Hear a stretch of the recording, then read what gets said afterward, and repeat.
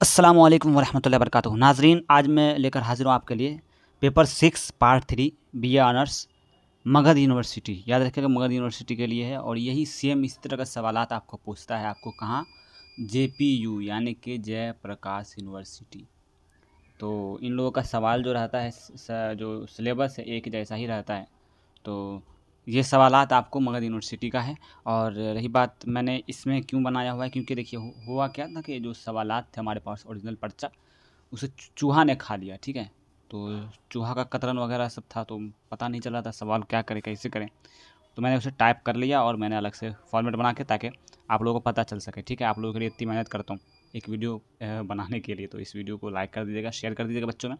और आप लोग एग्ज़ाम देने से पहले अगर चाहते हैं, अगर आप चाहते हैं कि मैं इसका ये जो जितनी भी सवालात हैं इसका मैं आप लोगों को जवाब बता दूं, या फिर आप अगर हमसे जवाब लेना चाहेंगे, देखिए मेरे पास इस सबके ना जवाब सवाल ये सब मेरे पास मैंने जो ग्रुप बना के रखा हुआ है वहाँ मेरे पास पहले से मौजूद है। मैंने वहाँ रखा हुआ है, मैं इसलिए रखा हुआ हूँ क्योंकि मान लीजिए कोई बच्चे हमसे नोट्स लेना चाहते हैं, तो मैं वहाँ से उसे सेंड कर देता हूँ व्हाट्सएप पे, ताकि वो लोग याद कर लें और एग्ज़ाम में अच्छे से लिख पाएँ।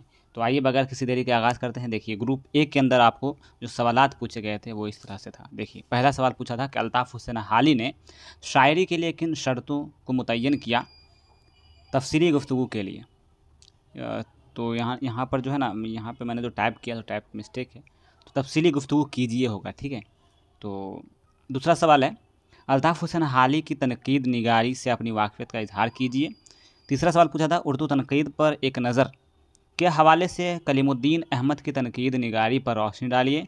फिर है काशिफ़ुल हक़ायक़ की रोशनी में इमदाद इमाम असर के तनकीदी नज़रियात से अपनी वाक़फ़ियत का इज़हार कीजिए। फिर पूछा था उर्दू तनकीद की तारीख़ में कलीमुद्दीन अहमद का मकाम मुतय्यन कीजिए। और छठा में पूछा था इमदाद इमाम असर की अदबी खदमात पर नोट कलमबंद कीजिए। तो ये आपको ग्रुप ए के अंदर सवालात थे। ग्रुप बी के अंदर हम आते हैं, तो ग्रुप बी के अंदर भी आपको इसी तरह का सवाल है, देख पा रहे होंगे कि उर्दू की 5 बोलियों पर तफसीली गुफ्तगू कीजिए। फिर है उर्दू की पैदाइश से मुताल्लिक मुख्तलिफ नज़रियात से अपनी वाक़फ़ियत का इज़हार कीजिए।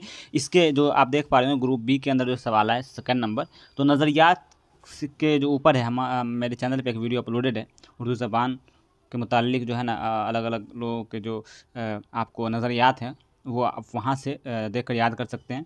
मैं क्या करूँगा, इस वीडियो के अंदर उस वीडियो का लिंक डाल दूँगा नीचे डिस्क्रिप्शन में, ताकि आप वहाँ से इसे पढ़कर याद कर लें। उसके बाद देखिए तीसरा नंबर पे ज़बान और बोली में फ़र्क को मिसालों के साथ वाज़ेह कीजिए। फिर पूछा है कि ज़बान के फ़ितरी अल्फाज पर तफसीली बहस कीजिए। और पाँचवा नंबर पे पूछा इस तरह से कि दर्ज झेल में किसी दो पर नोट लिखिए, जिसमें आपको चार में से किसी दो पर लिखना है। तो ज़बान की अलादी तश्कील, उसके बाद है आपको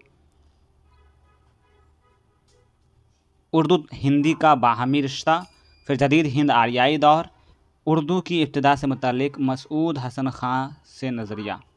ठीक है, तो ये सब आपको पेपर 6 में पूछा गया है। और अगर आप चाहते हैं कि इसका मैं आप लोगों को जवाब दूं, तो आप लोग मुझे कमेंट सेक्शन में बता सकते हैं। अगर आपको जवाब चाहिए तो आप मुझे डायरेक्ट व्हाट्सएप पे कांटेक्ट कर सकते हैं, मैं आपको तुरंत आपको प्रोवाइड कर दूंगा इसका आंसर। और आपको ज़्यादा नहीं, मैंने बहुत कम फ़ीस रखा हुआ है इस सब के लिए, ओनली फॉर 49 रुपये। ठीक है, 49 रुपये में आपको मैं जितने भी सवालात हैं प्रीवियस ईयर क्वेश्चन के, वो मैं तुरंत उसका आंसर मैं तुरंत भेज दूंगा, ताकि आप लोग याद कर लो। देखो होता क्या है कि अभी जो ऑनर्स पेपर है इसमें प्रीवियस ईयर क्वेश्चंस का ही एक तरह से असर रहता है। ठीक है, बस क्वेश्चंस अलग रहते हैं और जवाब जो रहता है पुराना तरीका ही रहता है, क्योंकि ऑनर्स का जो सिलेबस है वो सेम ही रहता है हर बार। ठीक है, चेंजेस होते नहीं है, तो सवाल कहाँ से बनेंगे नए। तो बस इस वीडियो में इतना ही। देखते रहिए हिंदुस्तानी एजुकेशन। मिलते हैं अगली वीडियो में। गुड बाय, टेक केयर, अल्लाह हाफिज़।